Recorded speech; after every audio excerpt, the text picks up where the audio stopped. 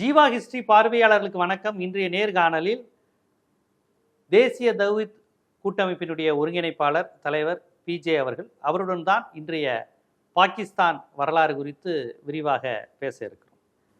Sir, Pakistan அப்படிங்கிற விஷயங்கிறது இந்திய அரசியலில் ரொம்ப முக்கியமான பங்கு வகிக்குது. குறிப்பாக தேர்தல் நேரங்கள் நெருங்கும் போதெல்லாம் பாகிஸ்தான் பேர் தான். பாகிஸ்தான், பசு, சீனா, இந்த மாதிரி விஷயங்கள்லாம் அதிகமாக வரும் தேர்தல் நேரத்தில். தேசபக்தியோட தொடர்புடையதாக வரும். இப்போ பார்த்தாலும் பாகிஸ்தான்காரன் வந்துருவான், சீனாக்காரன் வந்துருவான்னு கூட அதிகம் சொல்ல மாட்டாங்க. அது சொல்லுவாங்க, எலெக்ஷன் டயத்தில் சொல்ல மாட்டாங்க. அவங்க லாபம் தராது. ஆமாம், அது மட்டும் இல்லாமல் சீனாக்காரன் உண்மையிலே நிறைய வந்து ஒரு கிராமத்தையே உண்டு பண்ணிட்டான். அது வேற விஷயம். அவனுக்கு மென்மையாக தான் இது பண்ணுவாங்க. ஆமாம், இருந்தாலும் பாகிஸ்தான் வந்துடும் அப்படிங்கிறதுலாம் குஜராத்து அந்த மாதிரி பகுதிகளில் மிகப்பெரிய பிரச்சாரமாக இருக்கும். பாருங்க, நம்ம ஆட்சி போயிடுச்சுன்னா அவ்வளோதான், பாகிஸ்தான்காரன் வந்துடுவான், அவ்வளோதான் அப்படிங்கிற ஒரு பிரச்சாரம் பண்ணுறாங்க. பாகிஸ்தான்கிற ஒரு நாடு பிரிஞ்சிருக்கணும்னு நினைக்கிறீங்களா? எதனால அது பிரிஞ்சிருக்கணும்? ஏன்னா வங்கதேச வரி இப்போ பாகிஸ்தான், அது ரெண்டா பிரிஞ்சிருச்சு, பங்களாதேஷா. பாகிஸ்தான்கிற ஒரு நாடை வச்சு தான் இன்னைக்கு வரையும் இங்கே அரசியல் நடக்குது. மதத்தின் அடிப்படையில் இங்கே பிரிச்சது முஸ்லீம்கள் தான் அப்படிங்கிறது ஆர்எஸ்எஸ் காரங்க சொல்றாங்க. பாருங்க, இது நம்ம ஒரு நாடா இருந்தோம், ஆனால் அவங்க கடைசியில் பார்த்தீங்களா தேசபக்தி இல்லாமல் எங்க மதத்துக்குன்னு ஒரு நாடுன்னு கேட்டு போயிட்டாங்க. ஸோ மதத்தின் அடிப்படையில் பிரிச்சது ஜின்னா தான், இந்த முஸ்லீம்கள் தான் மதத்தின் அடிப்படையில் பேசி போயிருக்கிறாங்க அப்படிங்கிற அந்த ஆர்எஸ்எஸ்னுடைய பரப்புரை இன்று வரை வட இந்தியாவில் மிகப்பெரிய அளவில் வெற்றி பெறும். பாகிஸ்தானுங்கிற ஒரு நாடு பிரிவதற்கான தேவை ஏன் வந்தது? யாரு தூண்டுதலாக இருந்தா? ஏன்னா வரலாற்று அப்பட்டமாக பார்க்கும்போது ஜின்னா தான் அப்படிங்கிற விஷயம் தெரியுது. அதுக்கான காரணிகள் என்ன வந்திருக்கு? பிரிஞ்சிருக்கணுமா? பிரிஞ்சதுனால நமக்கு என்ன கிடைச்சிச்சு? என்ன லாபம்? இதை எப்படி நீங்கள் பார்க்குறீங்க? அதாவது பாகிஸ்தான் பிரிவினையை பொறுத்த வரைக்கும் பொதுவாக ஒரு மாற்றங்கள் ஏற்படுதல. வெள்ளைக்காரங்கையிலேருந்து கை மாறுது. கை மாறும்போது என்ன செய்வாங்கன்னு கேட்டால் புது நிலைப்பாடு எல்லாருமே எடுப்பாங்க. ஒரு கை மாறும்போது மொத்தம் அப்படி இருந்துக்கிட்டு இருந்தால் வராது. வெள்ளைக்காரங்கையிலேருந்து பிரித்து கொடுக்குற நேரத்தில் வரும்போது தகப்பனுடைய சொத்தை செத்தவனு என்ன செய்வாங்கன்னா ரெண்டாக பிரிச்சுக்கிடுவாங்க. தகப்பன் ஒன்றா இருக்கும்போது வரைக்கும் ஒரே சொத்தாக இருக்கும்.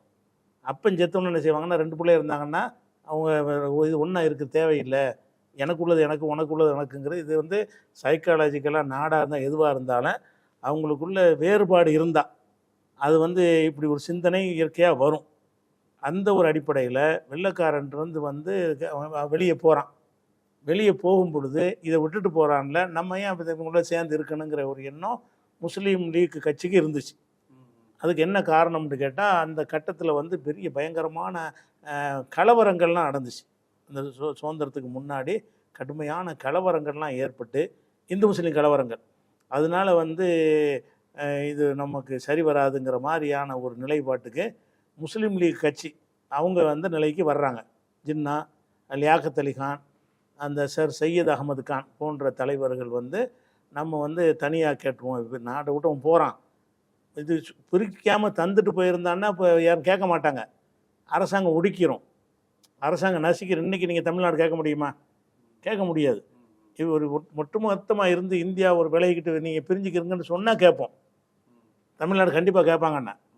அதாவது இப்போ என்னென்னா அரசாங்கம் நம்மளை வந்து கட்டுப்படுத்தி வைப்பாங்கன்ற ஒரு நிலை இருக்கிற வரைக்கும் யாரும் பிரிவினை கேட்க மாட்டாங்க. இப்போ அவன் எனக்கு வேணான்ட்டு போகிறான், போகும்போது என்ன செய்வான்னா நீ எங்களை தனியாகிட்டு போப்பான்ட்டு என்ன செய்வாங்க, இது வந்து சாத்தியமான்னு சொல்லி ஒரு எண்ணத்தில் ஜின்னா என்ன செஞ்சார், அந்த ஒரு கருத்தை வச்சார். அந்த ஒரு கருத்தை அவர் வைக்கிறதுக்கு முன்னாடி இந்த ஆர்எஸ்எஸ் உடைய நிறுவனர் சவார்கர் வைக்கிறார். இந்து ராஷ்டிரம் அமைவதாக இருந்தால் அது முஸ்லீம்களை தனியாக பிரித்து விட்டுருணும், அப்போ தான் நம்ம அவங்க மெஜாரிட்டி ஆயிடுவாங்க. இல்லாட்டி பாகிஸ்தான் இப்போ இங்கே சேர்ந்து இருந்தால் அவன் ஒரு 20 கோடி பேர், பாகிஸ்தானில் 25 கோடி பேர் இருக்கிறான், அப்போ பங்களாதேஷ்லையும் இருக்கிறான், எல்லாம் சேர்ந்து ஒரு 40 கோடி பேர் இங்கே சேர்ந்துட்டான்னு வைங்க. இப்போ என்ன மாதிரி இருக்குது தேர்தல் ரிசல்ட்னா, ஒரு 40 கோடி மக்கள் நம்ம இங்கே அதிகமாகிட்டோம்னு சொன்னால், ஏற்கனவே இப்போ 140ல் 20 இருக்கிறோம். 20ன்னு சொன்னால் எவ்வளோ ஆகுதுன்னா 30-35 இருக்கிறோம். அது ஒரு 40, 75 கோடி முஸ்லீம்கள் இருப்பாங்க. அப்போ 75 கோடி முஸ்லீம்கள் இருக்கும் பொழுது ஒரு இவங்கள ஆட்சி கூட வர்றதுக்கான வாய்ப்புலாம் இருக்குது. தூர நோக்கோட பார்த்து தான் சவார்கர் நெஞ்சார்னு கேட்டால் அது பிரிச்சிருந்தேன், அவங்களை பிரித்து கொடுத்துருங்கிறார். அப்போ சாவர்கரும் பாகிஸ்தான் பிரியணுன்னு தான் ஆசைப்பட்டு பிரியணுன்னு முஸ்லீம்களுக்கு தனி நாடு கொடுத்துருங்கன்னு அவர் நினைக்கிறார். கொடுத்த என்னன்னு கேட்டால் அப்போ தான் இந்து தேசியம் உருவாகும். இந்து தேசியம் அவங்க மெஜாரிட்டியாக இருந்தால் இந்து தேசியம் உருவாகாது, அவங்கள கழிச்சு விட்டா தான் என்ன செய்யும் உருவாகுங்கிற அடிப்படையில் அவர் ஆதரித்தார். அப்போ இது வந்து ஜின்னாவின் மீது சொல்லக்கூடிய அதே விமர்சனம் வந்து இவர் மேலே வைக்கலாம், சாவர்கர் மீது வைக்கலாம். அதே மாதிரி வந்து ஆதிசங்கரர் பூரியில் உள்ள அவர் என்ன செஞ்சார்னு கேட்டால் பிரித்து தான் ஆகணும்னு நின்றார். இப்போ பாகிஸ்தான் கொடுத்துருங்க. ஆமாம் கொடுத்துருங்கன்ற இதே காரணம் தான். ம். ஏன்னாட்டு அவங்கள்ட்ட ஆதிக்கம் ஜாஸ்தி ஆகிருப்போம். இப்போ அந்த மக்கள் இதில் இந்தியாவில் சேர்ந்துருந்தாங்கன்னா அவங்களுக்கு ஒரு 200 உறுப்பினர்கள், அந்த பாகிஸ்தான் பங்களாதேஷ்லேருந்து 200 மெம்பர் வந்துடுவாங்க உள்ளுக்க. அப்போ வந்து மோடியெலாம் ஆளவே முடியாது. இப்போ ஆண்டுட்டு இருக்கிறாங்கல்ல, இந்த ஒரு ரிசல்ட்டே வராது அப்படிங்கிறதெல்லாம் தூர நோக்கூட பார்த்து அவங்களும் இது பண்ணாங்க. அம்பேத்கர் நெஞ்சார்னா வந்து அதை சொன்னார். அதாவது பிரிவினை வேணாம் தான், ஆனால் வந்து இப்போ இருக்கிற சூழ்நிலையில் இந்துக்களும் முஸ்லீம்களும் ஒன்று சேர முடியாது, நன்றாக தெரிகிறது, அதனால் ஆதரிக்கிறேன்ட்டார். அவர் வந்து உளப்பூர்வம் ஆதரிக்காட்டாலும் அவர் நிலவரத்தை பார்க்குறாரு. இதே சண்டை சச்சரவு உங்களுக்குள்ள ஒரு அண்டர்ஸ்டாண்டிங் இல்லாமல் இருக்குங்கிறதுனால அவர் நெஞ்சார்னு கேட்டால் அவர் ஆதரிச்சார். ராஜாஜியும் ஆதரிச்சார். ராஜாஜி இருக்கிறது ஆமாம் அவர் ஆதரிக்கிறார். காங்கிரஸ்ல முரண்பட்டு அவர் அதை ஆதரிக்கிறார். காந்தி என்ன செஞ்சார்னா கடைசி வரைக்கும் பிரிவினை நிப்பாட்டுவதற்கு சத்தியாகிரகம்லாம் பண்ணி பார்த்தாரு. அது வந்து எந்த தரப்பும் ஏற்றுக்கல, அந்த தரப்பும் ஏற்றுக்கல. இது வலியுறுத்துறவங்க அதை வலியுறுத்திட்டு இருந்தவங்கன்னா கடைசி நேரத்தில் வேறு வழி இல்லைன்னா என்ன செய்வதுன்னு ஒத்துக்கிட்டார். அவர் மறுத்திருந்தாருன்னா பிரிஞ்சிருக்க மாட்டாங்க. அவரும் ஒத்துக்கிட்ட பிறகு தான் பிரியுது. இப்போ காந்தி கூட கடைசி நேரத்தில் ஆதரிக்கிறார். அப்போ இந்த பிரிவினை என்பது வந்து அன்றைக்கு உள்ள சூழ்நிலையில் ரெண்டு தரப்புல உள்ள பல தலைவர்களும் விரும்புகிறாரா பாகிஸ்தான் போகிற தனியாக போகிறதா? அவர் என்ன மாதிரி செஞ்சார் நமக்கு கிடைக்க மாட்டேங்குது. அவர் பிரிய ஆதரிச்சாராண்டு இவங்க கேட்ட வரைக்கும் இவங்களும் தான். அவரும் இந்துத்துவ ஆதரவு மனநிலை உள்ளவர் தான். அப்போ இந்த பிரிஞ்சிக்கும் போது என்ன ஆகுதுன்னு நம்ம கவனிக்க வேண்டிய விஷயம் என்னன்னு கேட்டால், இந்த நாட்டை பிரிக்கணும்னு வந்து முடிவு எடுத்தாங்கல்ல, அதை வந்து எப்படி நம்ம பார்க்கணும்னு கேட்டால், அந்த முஸ்லீம் லீக்குடைய ஆதிக்கம் என்பது இந்தியாவில் 2 இடத்துல இருந்துச்சு. ஒன்று வந்து பஞ்சாபில், இன்னொன்று வங்காளத்தில். அதாவது ஒரே வங்காளம் ஒரே பஞ்சாப். அப்போ அந்த ஒரே பஞ்சாப் தான் பாகிஸ்தான் பாதி பஞ்சாபை பாதி ஏற்பு இருக்குது. அதாவது இப்போ அந்த அன்றைக்கு முஸ்லீம் லீக் எங்கே இருந்தாங்கன்னு கேட்டால், பஞ்சாப்புங்கிற மாகாணத்தில் முஸ்லீம்கள் இருந்தாங்க, முஸ்லீம் லீக் இருந்துச்சு. வங்காளம், மேற்கு வங்காளம் கிழக்கு வங்காளம்னு 2 மாநிலமாக வச்சுருந்தாங்க. அது வங்காளம். அப்போ வங்காளத்துலேயும் முஸ்லீம்கள் வந்து மெஜாரிட்டியாக இருந்தாங்க, அவங்களாம் முஸ்லீம் லீக்காக இருந்தாங்க. அப்போ ஜின்னாவுடைய நிலைமை கட்டுப்பட்டாங்க. அப்படிங்க பிரிக்கும்போது என்ன பிரித்தாங்கன்னு கேட்டால், இங்கே உள்ள மக்களெல்லாம் கூட்டிகிட்டு போய் பிரிக்கலை. பஞ்சாபில் என்ன செஞ்சாங்கன்னா ஒரு பாதி அறுத்துடுறாங்க. இந்த பஞ்சாப்புடைய பாதி பாகிஸ்தான், இந்த பஞ்சாப்புடைய பாதி பஞ்சாப். இந்தியாவில் பஞ்சாப்புங்கிறோம், அந்த பஞ்சாப் தான் பாகிஸ்தான்ங்கிறதும்.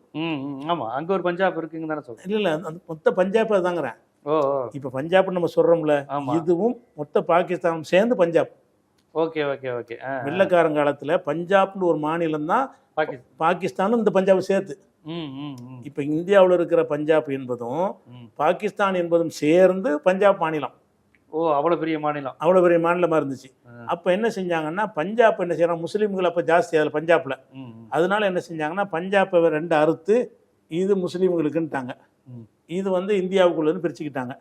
அதே மாதிரி வந்து வங்காளம் இருக்குல்ல, அது வந்து வங்காளம், மேற்கு வங்காளம் கிழக்கு வங்காளம்னு 2 மாநிலமாக வச்சுருந்தாங்க.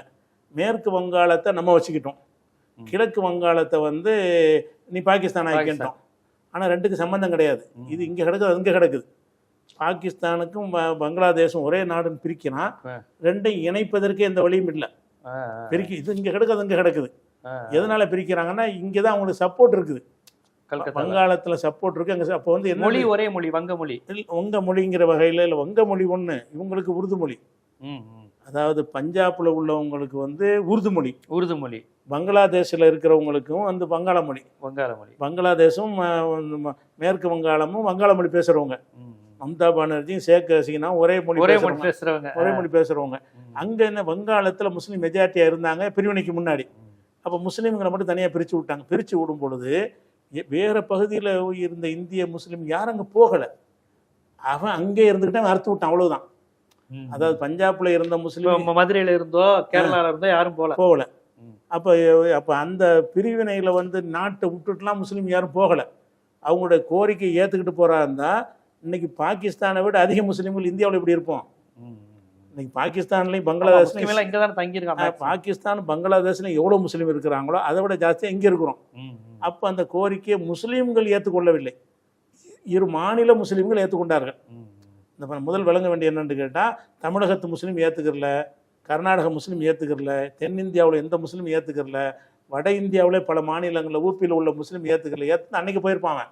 யார் ஏற்றுக்கிட்டாங்கன்னு கேட்டால், பஞ்சாபில் உள்ள முஸ்லீம்களும் வங்காளத்தில் உள்ள முஸ்லீம்களும் இந்த பிரிவினையை ஏற்றாங்க. முஸ்லீம் லீக் கூட ஆதிக்கம் உள்ளது. முஸ்லீம் லீக் கட்சி கோட்டது. அந்த 2 மாநிலத்திலையும் அவங்க வலுவாக இருந்தார்கள். அந்த கட்சி சொல்லும்போது என்ன செய்வாங்கன்னா அதை கேட்பாங்கல்ல, அந்த அடிப்படையில் அவங்க பிரிஞ்சுக்கிட்டாங்களே தவிர, அவங்க பிரிஞ்சாலும் அவங்க நிலத்திலாம் இருக்கிறாங்க. நீங்கள் தான் அறுத்து விட்டீங்க. அவங்க அதே இடத்துல இருக்கிறாங்க. நேற்று அது இந்தியா, இன்னைக்கு ஒரு பாகிஸ்தான் மாத்திரி, அவ்வளோதான். ஏன்னா அதுதான். அப்ப அந்த மாதிரி பிரிஞ்சது முஸ்லீம்கள் அங்கதான் இருந்திருக்கிறான். நீ பேரை வந்து பங்களாதேஷ்னு வச்சுக்கிட்டேன். அதே இடத்துல அவன் இருக்கிறான். அவன் அந்த இடத்துல இருக்கிறான். நேத்து வரையும் அது இந்தியான்னு இருந்ததை நீங்க பாகிஸ்தான் மாத்திட்டாங்க. முஸ்லீமோ இந்துவோ அங்கதான் இருந்துட்டாங்க. அப்படின்னு பாத்தீங்கன்னு சொன்னா இந்த இந்த பிரிவினைக்கு வந்து இந்திய முஸ்லீம்களை இன்னைக்கு குற்றம் சாட்டுறாங்க. யார் குற்றம் சாட்டுறாங்கன்னா, இந்த பிரிவிச்சு கொடுக்கணும்னு சொன்ன ஆர்எஸ்எஸ் காரங்க என்ன செய்யறாங்கன்னா இதை பாக்குறாங்க. இது வந்து முஸ்லீம்கள் மீது வெறுப்பு எடுப்பது, இதை நம்ம பயன்படுத்தினா என்ன, இவங்க பிரிச்சுட்டாங்கன்னு சொல்லிடுவோம். அவங்க தான் பிரிக்கணும்னு சொன்னவங்க. ஆர்எஸ்எஸ் தான் பிரிக்க வேண்டும் என்று வலியுறுத்தினார்கள். அதன் பிறகு பிரிஞ்சிருச்சு. பிரிஞ்ச பிறகு பார்த்தீங்கன்னா நாட்டை பிரிச்சுட்டாங்க அப்படின்னு சொன்னால் முஸ்லீம் வெறுப்பை உதவுவதற்கு என்ன வேணாலும் செய்வாங்க. அவங்க எது துரும்பு கிடைச்சாலும் அதை பயன்படுத்திக்கிடுவாங்க. அந்த அடிப்படையில் தான் இந்த நாட்டை பிரித்த குற்றச்சாட்டை இந்திய முஸ்லீம்களை வைக்கிறாங்க. அப்போ நம்ம கவனிக்கிற விஷயம் என்னன்னு கேட்டால், அவன்கிட்ட இருக்கிறதை விட அதிகமான முஸ்லீம்கள் இந்தியாவில் இருந்து நாங்கள் விரும்பி அப்போ அறிவித்தாங்க. யாருக்கெல்லாம் அங்கவோ விருப்பம் இருக்கிறதோ போய்கொள்ளலாம், யாருக்கெல்லாம் இங்கே வரம் இருக்கிறதோ அது மாதிரி போய்க்கலாம்னு சொன்னாங்க. அப்படி சொல்லும் பொழுது இந்த பஞ்சாப்லையும் பங்களாதேஷ்லையும் இருந்தாங்கல்ல, பாகிஸ்தானில், அங்கே இருந்த இந்து சமுதாய மக்களில் ஒரு 50 லட்சம் பேர் இங்கிட்டு வந்துட்டாங்க. ஆமாம், இந்துக்கள் நிறைய பேர் இங்கே வந்தாங்க. ஆமாம், மொத்தம் 1 கோடி பேர் தான் அன்னைக்கு இருந்ததில். பாகிஸ்தான் மொத்தம் பாகிஸ்தான் இருக்குல்ல, பிரித்த பாகிஸ்தான், அதில் மொத்தத்தில் அவங்களுடைய இந்துக்களுடைய எண்ணிக்கை வந்து 7 கோடி பேரில் இந்துக்கள் 1 கோடி பேர். ஆனால் 1 கோடி பேரில் இந்தியாவிலேருந்து அறிவிக்கிறாங்க, நீங்கள் அந்த பகுதியில் இருந்தாலும் நீங்கள் இங்கே வந்தீங்கன்னா குடியுரிமை தருவோம், நீங்கள் இந்திய பிரஜா கருதப்படுவீங்கிறாங்க. அவங்களும் அப்படி அறிவிக்கிறாங்க. முஸ்லீம்கள் வந்தால் இங்கே உள்ள முஸ்லீம்கள், இந்தியாவில் உள்ள முஸ்லீம்கள் வந்தால் நீங்கள் பாகிஸ்தானாக வந்து உங்களை நாங்கள் ஏற்றுக்குருவோம் அப்படின்னு சொன்னாங்க. அப்படி சொன்னதை வைத்து எவ்வளோ பேர் போனாங்கன்னு கேட்டால், முஸ்லீம்கள் வந்து 70 லட்சம் பேர் போயிருக்கிறாங்க. ஒட்டுமொத்த இந்தியாவிலேருந்து எவ்வளோ பேர் போயிருக்காங்கன்னா 70 லட்சம் பேர் போயிருக்கிறாங்க. அப்போ அன்றைக்கு வந்து இந்தியாவில் முஸ்லீம்கள் வந்து 7.5 கோடி. அன்றைக்கு இந்த பாகிஸ்தான் அல்லாத இந்தியாவில் 7.5 கோடி முஸ்லீம்களில் வந்து எவ்வளோ பேர் போயிருக்காங்கன்னா 70 லட்சம் பேர் போயிருக்கிறாங்க. அது சதவீதத்தில் பார்த்தீங்கன்னா ஒரு 10% வருது. 10% பேர் இங்கேருந்து போயிருக்காங்க. போகாமல் மிஞ்சர்கள்லாம் யார் எந்த நாங்கள் இருந்தோம், நாங்கள் தேசம் வேணுன்னு இருந்தோம், இந்த மண்ணை விடமாட்டோன்னு இருந்தோம், இதுதான் எங்கள் நாடுன்னு இருந்தோம். அப்போ எங்களை வந்து நீங்கள் பாராட்டணுமா, அவங்களுக்கு ஒரு நாடு இருக்குன்னு தெரிவித்த பிறகு போகாமல் இருந்தாங்களே சொன்னால் நாங்கள் அன்றைக்கி போயிருக்கலாம்ல. அங்கேருந்து 50 லட்சம் பாதி இந்தியாவின் எந்த பகுதியிலேருந்து வரலாம் முஸ்லீம் வரலாம் அப்படி தான் திறந்து விட்டுருந்தாங்கல்ல, ஃப்ரீ பண்ணி விட்டு யார் வேணாலும் உங்களோட என்ன பொருளை வேணாலும் எடுத்துக்கிட்டு போய்க்கலாம். அங்கேருந்து வரலாம், தடுக்கக்கூடாது. அங்கேருந்து விரும்புகிற இந்துக்கள் இங்கேருந்து எத்தனை முஸ்லீம் அப்படி போனாங்க? மொத்தம் 70 லட்சம், 7 கோடி பேர், இன்னைக்கு 7.5 கோடி பேர். 7 கோடி பேரில் எத்தனை பேர் போனாங்க? 70 லட்சம் பேர். 70 லட்சம் பேர், அதாவது 10%. அதாவது அந்த மேற்கு வங்கம் அந்த மாதிரி பகுதியில் இருந்து இல்லை மேற்கு வங்கத்திலும் அப்படி போயிட்டாங்க.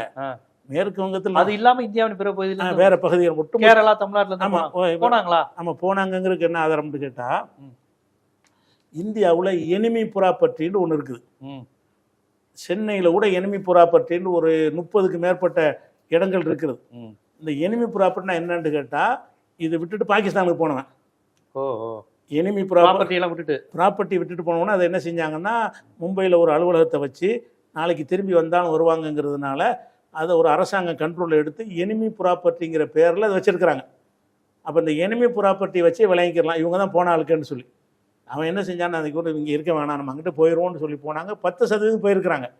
அவனை வெறுத்துருங்க, நாங்கள் 90% இங்கே இருந்துட்டோமே, நாங்கள் போகலையே, எங்களுக்குன்னு ஒரு நாடு வந்து திறந்து விட்டுருக்குறோம், என்ன வேண்டாலும் போகலாம், இருக்கிற இல்லை மூட்டை முடிச்சு எடுத்துகிட்டு போகலாம், நாங்கள் தடுக்க மாட்டோம், யார் வேண்டாலும் போகலான்னு அவனும் வரவேற்கிறான், கையை நீட்டி.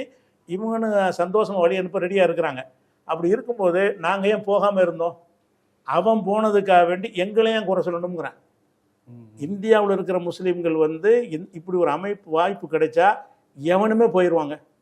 இப்போ வந்து பிராமணர்களுக்கு ஒரு நாடு உண்டாயிருச்சு வாங்கட்டா என்ன செய்வாங்க? உடனே போயிருப்பாங்க. இப்போ யூதர்களுக்கு ஒரு நாடு இருக்கணும்னு அவன் இருந்த நாட்டை நோட்டு ஓடியான்ட்டானா இல்லையா? ஒரு நாடு நமக்குன்னு உருவாகும் பொழுது அவன் பல நாடுகளில் மத அடிப்படையில் அவன் இல்லை, மத உணர்வோட இல்லை, இந்த தேசத்தை நேசிச்சு இங்கே இருந்து அப்போ இருந்துக்கிட்டு நாங்களாம் அதனால இருந்தோம். எங்கள் பாட்டெல்லாம் போயிருந்தா நாங்கள் இருந்திருக்க மாட்டோம், நாங்கள் எங்கே இருந்தோம். அழைப்பை நான் ஏற்றுக்கல. தமிழ்நாட்டிலேருந்து போனாங்களா என்ன? நம்ம சென்னையில் எனிமி ப்ராப்பர்ட்டி இருக்கு. அப்போ இங்கேருந்து போனவங்க இப்போ வந்து நம்ம டிஎன்டிஜேயுடைய ஆஃபீஸ் இருக்குது, அது எனிமி ப்ராப்பர்ட்டி தான். ஓ ஓ ஓ.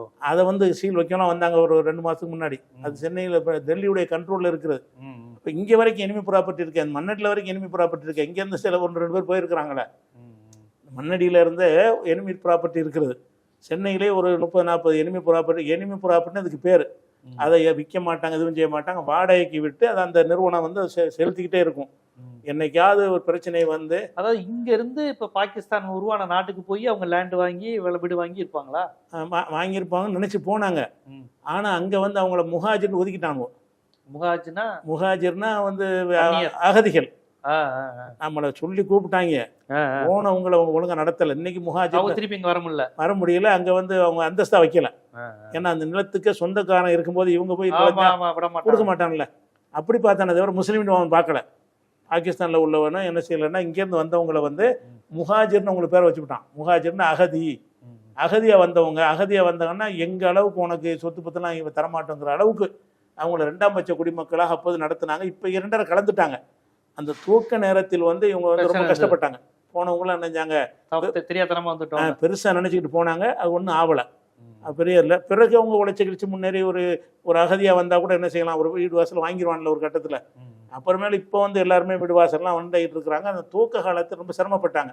ம். அவங்கள முஹாஜிர்னு ஒதுக்கின ஒரு விஷயம்லாம் இருக்குது. இன்றைக்கி அந்த முஹாஜிருங்கிற ஒரு இனம் கிடையாது. ம். பாகிஸ்தானில் எல்லாம் ஒன்றாயிட்டான். அது ஒரு விஷயத்தை நம்ம பார்க்கணும். ம். அது போக என்ன செஞ்சாங்கன்னு கேட்டால், அதாவது பாகிஸ்தானில் வந்து இப்போ வந்து எவ்வளோ இருக்கிறாங்கன்னு கேட்டால் 85% வந்து முஸ்லீம்களும் 15% இந்துக்கள் இருந்தாங்க. ம். ம்.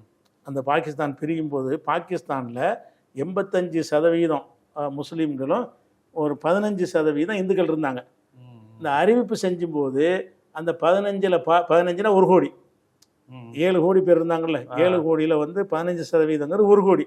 ஒரு 1 கோடி இந்துக்களும் 7 கோடி முஸ்லீம்களும் இருந்தாங்க. ம். பாகிஸ்தான் பிரியும் போது 7 கோடி முஸ்லீமும் 1 கோடி இந்து. அந்த 1 கோடி இந்துவில் 50 லட்சம் வந்துட்டான். ம். ம். ஏன்னா அவங்க இங்கேருந்து அப்ப 7.5 கோடி பேர் தான் அங்க இருக்கான். ஆமாம் 7.5 கோடி தான் அன்றைக்கு. ஆ, ஆ. 1947 வந்து 7.5 கோடி. ஆ, ஆ. அப்போ என்னன்னு அவன் ஏன் வந்தான்னு கேட்டால், அவன் இங்கேருந்து போனவன் கிடையாது, ம். ம். அவன் அந்த மண்ணில் இருந்தவன். அவன் எதுக்கு இங்க வரான்? அவன் என்ன நினைச்சானே, அப்ப இவங்க இந்தியாவை இந்து நாடுன்னு நினைக்கிறான். இந்த நாடு இவங்க முஸ்லீம்கள் எப்படி நடத்துவாங்கன்னு தெரியல, இவங்க தனி நாடு ஆக்கிட்டாங்க, இதில் நமக்கு சேஃப்டி இருக்குமான்னு அவங்களோட அச்சம் வரும்ல. அந்த மனிதருக்கு ஏற்பட்ட அச்சத்தின் அடிப்படையில் நம்ம வீடு வாசலை விட்டு வந்துடும்னு இங்கே வந்துட்டான். அது வரை இந்தியாங்கிற பேர்ல இருந்துச்சு, நீ பாகிஸ்தான் மாத்திட்டாங்க, இனி என்ன என்ன நடக்குமோ தெரியல. முஸ்லீம்கள் ஆட்சி வந்துருச்சு, இவங்க நம்மளை என்ன மாதிரி நடத்துவாங்கன்னு ஒரு ஃபீலிங் வரத்தானே செய்யும்.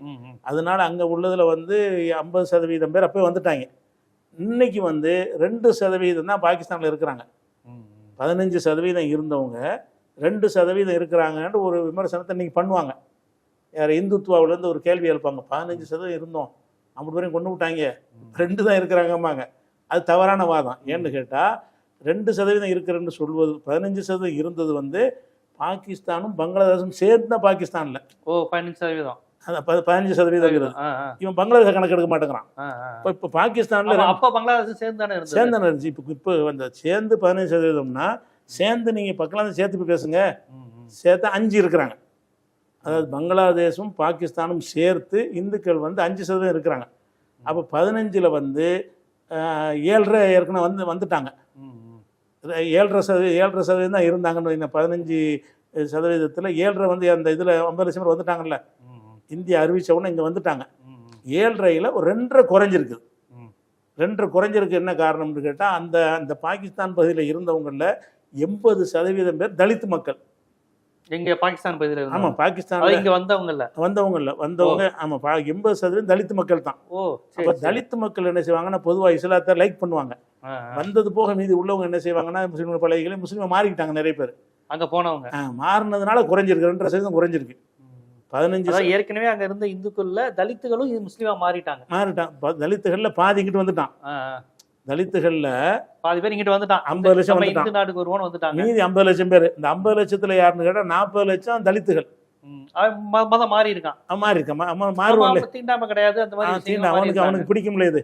சரி, இந்த இஸ்லாத்தோட பழகும் போது இவங்க சகோதரத்துவம் பழகுவாங்க. அது வீட்டுல இருந்து முஸ்லீம் நாடாவே மாறிடுச்சு, நம்மளும் முஸ்லீமா மாறுவோம் கூட சைக்காலஜிக்கலா போயிடலாம். அதனால 2.5 குறைஞ்சிருக்கு உங்களுக்கு. சரி, ஆனா 15 வந்து 2 ஆயிடுச்சுன்னு சொல்றது தப்பு.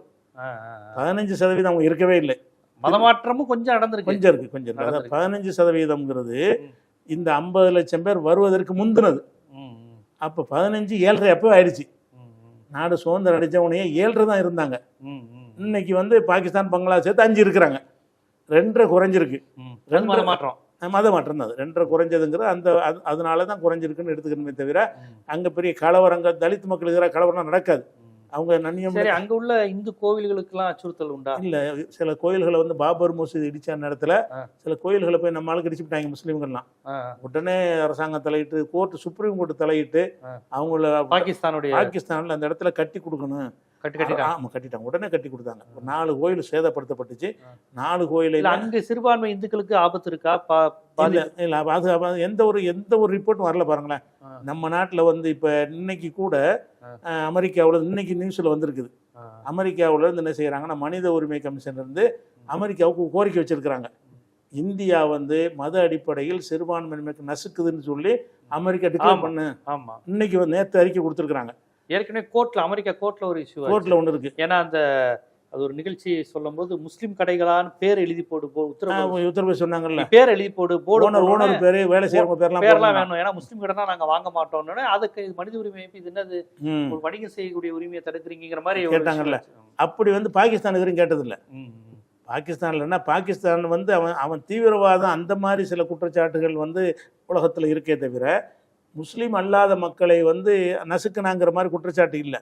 ஒரே ஒரு குற்றச்சாட்டு இருக்குது. என்னன்னு கேட்டால், முஸ்லீமில் இருந்தே சில பேர் என்ன செய்கிறாங்கன்னா, இஸ்லாத்துக்கு எதிராக இந்த காதியானின்னு ஒரு குரூப் உருவாகிருப்பாங்க. அவங்க இஸ்லாத்தில் இருந்து இன்னொருத்தரை இறை தூதர்னு ஏற்றுக்கொண்டு பிரிஞ்சு போனவங்க. சரி, அவங்க வந்து கொள்கை ரீதியாக பிரிஞ்சதுனால அவங்களுக்கு எதிராக சில தாக்குதல் பண்ணியிருக்கிறாங்க. பாகிஸ்தானில் வந்து இந்த சிறுபான்மையாக இருக்கிற இந்துக்களுக்கு எதிராக ஒன்றும் பண்ணல. அதை வச்சு சிறுபான்மை நசுக்கப்படுறாங்கன்னு சொல்லுவாங்களே தவிர இந்த காதியானிங்கிறவங்க அவங்க முஸ்லீம் கிடையாதுன்னு சொல்லி உலகத்தில் உள்ள எல்லா முஸ்லீம் நாடுகளும் தத்துவா கொடுத்துருக்காங்க. அவங்க இந்துக்களுக்கு எதிராக பண்ணியிருக்காங்க, பிரச்சனை பண்ணியிருக்காங்க. அவங்களுக்கு எதிராக அந்த காதியானிங்கிற கூட்டத்துக்கு எதிராக அவங்களுக்கு எதிராக முஸ்லீம் அது சிறுபான்மைன்னு எடுத்துக்கிட்டான். அது முஸ்லீம்ல இருந்து கொண்டு இந்து சிறுபான்மையில் முஸ்லீம்ல இருந்து கொண்டு வேற ஒரு கொள்கைக்கு போயிட்டு அது போனவொன்னே சவுதியிலேருந்து எல்லா நாடுகளை அந்த கொள்கையை பரிசீலித்து பார்த்துட்டு இவங்க இஸ்லாம் அல்ல, இவங்க முஸ்லீம் அல்லாத சிறுபான்மையினர் அவங்கள வந்து பாகிஸ்தானில் அறிவித்தான். அவங்கள வந்து சவுதியிலேருந்து எல்லா அரபு நாடுகளும், மலேசியா, சிங்கப்பூர், அம்புட்டு நாடுகளும் அவங்கள வந்து அப்படி அறிவிச்சிட்டாங்க. அந்த ஆட்களுக்கு கொஞ்சம் இதை வந்து நம்ம கொள்கையிலேருந்து போனால் கொஞ்சம் அடக்குமுறை பண்ணுவாங்கல்ல, இயற்கையாக வந்து அவன் நம்மளேருந்து ஒரு பிரிஞ்சு போனான்னு சொன்னால் அவன் வந்து சில செயல்பாடு செய்வதற்கு கொஞ்சம் முட்டுக்கட்டை போடுவாங்க. அது செஞ்சாங்க. அது வந்து சிறுபான்மை நம்ம எடுத்துக்கிட்டு என்ன செஞ்சோன்னா சிறுபான்மை நசுக்கிறாங்கன்னே தவிர எந்த ஒரு இந்து சிறுபான்மை மக்களுக்கும் பஞ்சாயத்தே இல்லை, எந்த கலவரம் நடந்ததில்லை. சிறுபான்மை நசுக்கிறாங்கன்னு மனித உரிமை கமிஷனில் சொல்லும்போது என்ன சொல்லுவான்னா அகமதியான்னு சொல்லுவான் அவங்கள. அந்த அகமதியாக்களை நசுக்கிறாங்க. அகமதியாங்கிறது இந்து கிடையாதவங்க, முஸ்லீம் தான். முஸ்லீம்ல இருந்துகிட்டு கோட்பாடுக்கு எதிராக இருப்பாங்க. முகமது நபி இல்லை வேற ஒருத்தர் நபின்னு சொல்லும்போது இவங்களுக்கு முஸ்லீம்களுக்கு ஏற்றுக்கிற முடியாது. அந்த ஒரு கோபத்தில் என்ன செய்வாங்கன்னா சில அடக்குமுறைகள் நடக்கும். அது மறுக்கையில் நடந்துருக்குது. அது அவங்க முஸ்லீம் அல்லாத சிறுபான்மை தான் ரெக்கார்டில் வைக்கப்பட்டிருக்கிறாங்க. முஸ்லீம் அல்லாத சிறுபான்மை முஸ்லீமில் நாங்கள் சேர்க்க மாட்டோம், அகமதியான்னு பேர் வச்சாலும் முஸ்லீம் இல்லைன்னு சொல்லியிருக்கிறாங்க. அந்த அடக்குமுறை அவங்களுக்கு எதிராக இருந்ததை தான் உலக மனித உரிமை கமிஷனில் சிறுபான்மையை பாகிஸ்தான் நசுக்குதுன்னு சொல்லியிருக்கிறாங்க. ஃபுல் ரிப்போர்ட் உள்ள போய் பார்த்தீங்கன்னா இதை தான் காட்டுறான். சிறுபான்மை நசுக்கிறாங்கன்னா அகமதியான்னு போடுறானே தவிர அதில் எதை போட மாட்டேங்கிறான்னா ஷியாக்களை போட மாட்டேங்கிறான். ஷியாவங்க இருக்கிறாங்க, அதை கூட போட மாட்டேங்கிறாங்க. மைனாரிட்டினா நம்ம மைண்ட் செட்டு இந்துக்கள் அடிக்கிறாங்க, இந்துக்கள் அடிக்கவே இல்லை. அவங்க ரொம்ப அந்யோன்யமா இருக்கிறாங்க. சில பேர் இப்பவும் பாகிஸ்தான். ஆனா பாகிஸ்தான் வேணும்னு சொன்னதுல ஜின்னாவுடைய பங்கு அதிகம் இல்லை. எங்களுக்கான அரசியல் இடங்கள் குறையுது. ஜின்னாவுக்கு ரொம்ப ஒரு பங்கு கண்டிப்பா இருக்கு. அது ஒண்ணு. அப்படி பிரிக்கும் போது என்ன செஞ்சாங்கன்னு கேட்டா அந்த இராணுவத்தை பிரிக்கிறாங்க. இராணுவத்தில் வந்து 70% இராணுவம் இங்கே வச்சுக்கிறணும், 30 அவங்களுக்கு கொடுக்கணும். பிரிக்கும்போது எப்படி பிரிக்கிறாங்கன்னு கேட்டால் இராணுவம்லாம் வேணும்ல, புதுசாக போய் அவன் என்ன செய்வான். அதனால் என்ன செய்கிறாங்கன்னா இப்போ உள்ள இராணுவ வீரர்களில் 70 இங்கே, 30 அங்கே வச்சுக்கிறங்கன்னு பிரிச்சுக்கிட்டாங்க. அதே மாதிரி நிதி ஆதாரத்தில் வந்து மொத்த இந்திய நிதி ஆதாரத்தில் 82% இந்தியாவுக்கு, 17% அவங்களுக்கு. மொத்த இந்தியாவுடைய மொத்த நிதியில் வந்து 17% அந்த கணக்கு பண்ணி மக்கள் தொகையை கணக்கீடு அடிப்படையில் இந்தியாவுக்கு 82 வருது. நாங்கள் 82 நாங்கள் வச்சுக்கிடுவோம், 17 நீ வச்சுக்கன்னு ரூபாயும் கொடுத்தாங்க. பிரிஞ்சு போகும்போது இந்தியாவிலேருந்து என்ன செய்ய அதை பங்கு போட்டு அப்படி தானே பிரிக்கணும், அது மாதிரி பிரித்தாங்க. அரசு ஊழியர்களுக்கு என்ன செஞ்சாங்கன்னா விருப்ப தேர்வுன்ட்டாங்க. யாரெல்லாம் அரசு ஊழியராக இருக்கிறீங்களோ பாகிஸ்தானை விரும்பினா பாகிஸ்தான் அரசு ஊழியராக நீங்கள் ஆயிருவீங்க. கண்டிப்பாக இந்திய அரசு ஊழியராக இந்தியா நீங்கள் விரும்பினா அரசு ஊழியராக தான் இருப்பீங்க. அரசு ஊழியருக்கு எந்த பஞ்சாயத்தும் வராது. ஆனால் விருப்ப தேர்வுன்னு விட்டாங்க. அப்போ பெரும்பாலும் முஸ்லீம்லாம் தான் ஆதரிப்பான். முஸ்லீமாக இருந்தால் நமக்குன்னு ஒரு நாடாக இருக்குன்னு நினச்சிருப்பான், அவன் அங்கிட்டு போயிருப்பான். இந்துக்கள்லாம் அங்கிட்டு இருந்திருப்பாங்க. நிலப்பரப்பை பொறுத்த வரைக்கும் எடுத்துக்கிட்டிங்கன்னா சதவீதத்தில் இந்த 77% நம்மள்கிட்ட. அந்த பஞ்சாப்பும் பங்களாதேஷ் சேர்ந்து வந்து 23%. நாட்டுடைய மொத்த நிலப்பரப்பில் 23% அவனுடையதும் 77 நம்முடையது என்ற வகையில் பிரிக்கப்படுகிறது. அப்போ இந்த மாதிரி பிரிப்பு சென்றதில் வந்து இந்தியாவில் இந்த நம்மகிட்ட உள்ள பிரிஞ்ச இந்தியா இருக்குல்ல, இந்த இந்தியாவில் உள்ள எந்த நிலப்பரப்பையும் நம்ம கொடுக்கல. அந்த பங்களாதேஷ்லையும் பாகிஸ்தானில் அதான் இடத்துல எந்த பங்கும் கொடுக்க கிடையாது. இன்னும் சொல்லப்போனால் அந்த ஹைதராபாத் நிஜாமெல்லாம் அந்த பிரிவினையை கடுமையாக எதிர்த்தார். அது மாதிரி எதிர்த்தார். முஸ்லீமாக இருந்து நெஞ்சார், அதெல்லாம் பிரிவினை தப்புங்கிற மாதிரி எதிர்த்தாருன்னு வைங்களேன். அப்போ முஸ்லீம்களை எதிர்த்தவங்க நிறைய பேர் இருக்கிறாங்க. அபுல் கலாம் ஆசாத் இந்தியாவில் மந்திரியாக இருந்தார், கல்வி மந்திரியாக இருந்தார். நேருடைய அமைச்சரவையில் கல்வி மந்திரியாக இருந்தார். அவங்க இந்தியாவில் அவங்க ஏன் கல்வி மந்திரி கொடுத்தாங்க? இவ்வளோ மக்கள் உன்னை விட ஜாஸ்தியாக எங்கள்கிட்ட இருக்குன்னு அவர் சொல்லியும் இருக்கிறாரு. நீ என்னடா முஸ்லீம் பிரதிநிதித்துவம், நாங்கள் தான் முஸ்லீம் பிரதிநிதித்துவம், உன்னை விட இந்தியாவில் முஸ்லீம்கள் அதிகமாக நாங்கள் இருக்கிறோண்டு அவர் அபுல் கலாம் ஆசாத் சொன்னார். அதே மாதிரி கான் அப்துல் கஃபார் கான் ஒரு சுதந்திர போராட்ட வீரர், எல்லை காந்தி. அந்த எல்லை காந்தி அங்கிட்டு போகலை, முஸ்லீமாக இருந்து அவர் போகலை. இதில் தான் நான் இருப்பேன், இதுதான் என்னுடைய நாடு அப்படின்னு போகாமல் இருந்த முஸ்லீம் தலைவர்கள்லாம் இருக்கிறாங்க. அதனால் முஸ்லீம்கள் எல்லாரும் அதை ஆதரிக்க கிடையாது. அதிகமான மக்கள் ஆதரிக்கலைங்கிறதுக்கு நாங்கள் இங்கே இருக்கிறது ஆதாரம். இந்தியாவில் நாங்கள் இவ்வளோ சதவீதம் இருக்கிறோம்ல, அதான் நீங்கள் ஆதாரம். நீங்கள் பாகிஸ்தான் பங்களாதேஷ் சேர்ந்தால் கூட எங்கள் எண்ணிக்கைக்கு நீங்கள் வர முடியாது. இந்தியாவில் எவ்வளோ முஸ்லீம்கள் இருக்கிறாங்களோ அதை விட நீங்கள் கம்மியாக தான் இருப்பீங்க. இது பாகிஸ்தான் பங்களாதேஷ் சேர்த்து செஞ்சாலும் இருக்க முடியும். அந்த மாதிரி வகையில் தான் இந்த ஒரு விஷயம் நடந்திருக்குன்னு வைங்களேன். இதுதான் அந்த பிரிவினையுடைய விஷயம். அந்த பிரிவினைக்கு முஸ்லீம்களை குறைய சொல்ல முடியும். இங்கே உள்ள முஸ்லீம்களை அவனையும் குறை சொல்ல இயலாது. அவன் இடத்துல அவன் இருந்தான், இவன் தான் அறுத்து தலைவர்கள் செஞ்சாங்க. சில தலைவர்கள், முஸ்லீமில் உள்ள சில தலைவர்களும் இந்துல உள்ள சில தலைவர்களும் இந்த பிரிவினை விரும்பினார்கள். அவங்க கை ஓங்குனுச்சு. அதுக்கு அந்த மக்கள் உடன்பட்டாங்க. பஞ்சாப்லையும் வங்காளத்துலையும் இருந்த மக்கள் உடன்பட்டாங்க. உடன்பட்டதுனால நீங்கள் அப்படியே பிரித்து விட்டுட்டு இங்கே அங்கிட்டு போயிருங்க இங்கிட்டு போயிருங்கன்னு பிரித்து விட்டாங்க. இந்த ஒரு வகை இருக்குது. இது மாதிரி அதனால தான் இப்போ என்ன செய்கிறான்னா அந்த சிஏலாம் அதில் உள்ளது தான். இப்போ நீங்கள் வந்தால் வரலான்றது அவன் சொல்கிறத எதுக்கு சொல்கிறான்னு கேட்டால், முஸ்லீமாக இருக்க கூட மற்றவங்களாம் வந்தால் ஏற்றுக்கிறோங்கிறான்ல, அந்த இதில் தான் பேசுகிறான், அதில் தான் கொண்டு வர்றான். இப்போ என்ன செய்கிறான்னா, ஒரு காலத்தில் இங்கேருந்து போயிருக்கலாம் பா அப்படின்னு கூப்பிட்றாங்க. அதனால் பாகிஸ்தானுடைய பிரிவினையை பொறுத்த வரைக்கும் இன்னும் சொல்ல போனால் நம்ம அறிவுபூர்வமாக சிந்திச்சா அது எங்களுக்கு பெரிய பாதிப்பு. அவன் இப்போ இருந்தான்னா இப்போ எங்களுக்கு செய்கிற அடக்குமுறை செய்ய முடியாது. முஸ்லீம் எண்ணிக்கை அதிகமாக போயிடும். பாகிஸ்தான் எங்களோட சேர்ந்து இந்தியாவோட சேர்ந்து இருக்குமையானால் பெரிய உலகத்துக்கும் பெரிய ஒரு சக்தியாக இருந்திருக்கும். உலகத்தில் சைனாவை விட இன்னைக்கு நம்ம பெருசாக போயிட்டோம். அன்னைக்கு சைனாக்கு மேலே பெருசாக போயிருப்போம். உலகதான் அந்த மக்கள் தொகை எல்லாத்துலேயுமே பெருசாக போயிருப்போம். அந்த மாதிரி ஒரு நன்மையாக இருக்கேன். அவங்க இவ்வளவு மக்கள் இருக்கு. ஆனால் இவங்க ஆர்எஸ்எஸ்ல சேர்ந்து முஸ்லீமுக்கான சிறுபான்மை அந்தஸ்தை காலி பண்ணியிருப்பாங்க. இப்பயே முஸ்லீம்ல சிறுபான்மை இல்ல, பார்சி மட்டும் தான் சிறுபான்மை. மைனாரிட்டிக்கான இதை கொடுக்காதுன்னு தானே சொல்லிட்டு இருக்காங்க. நீங்க கொஞ்சம் எண்ணிக்கை அதிகமா இருந்தா அதை காரணம் வச்சு கூட பண்ணிருக்கலாம், கொடுத்துருப்பாங்க. அதனால இப்ப பாகிஸ்தான் பிரிவினைங்கிறது எங்க இந்திய முஸ்லீம்களுக்கு வருத்தம் தான். அவங்க போகாம இருந்தா நல்லா இருக்கும், நாங்கெல்லாம் கவலைப்படுறோம். இப்பவுமே இருந்திருந்தாங்க, நாடு உருவாகாம இருந்திருக்கலாம், இருந்தா நம்ம இன்னும் கொஞ்சம் வலிமையா இருந்திருக்கலாமே அப்படிங்கிறதா. நம்ம இவ்வளவு அடக்குமுறை நமக்கு எதிராக வராது. கண்டிப்பா பாகிஸ்தான் பிரிவினை பற்றிய வேறு சில பரிணாமங்கள். ஏன்னா பாகிஸ்தானாலே ஒரே முஸ்லீம்கள் ரொம்ப விரும்புவாங்க. நம்ம நாடு நம்ம இதுன்னு இங்க ராமநாடுக்காரனும் தொண்டிக்காரனும் ஆசைப்படுவாங்கிற மாதிரியான ஒரு பிம்பத்தை கட்டமைக்கிறாங்க. பாகிஸ்தான் தான் ஜெயிக்கணும், இந்தியா தோக்கணும்னு நினைப்பான்.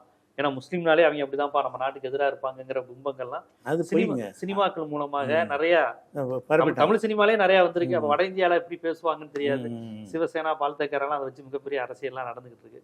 இந்த நிலையில் பாகிஸ்தான் பிரிவு என்பது முஸ்லிம்களுக்கு மிகப்பெரிய அரசியல் இழப்பு.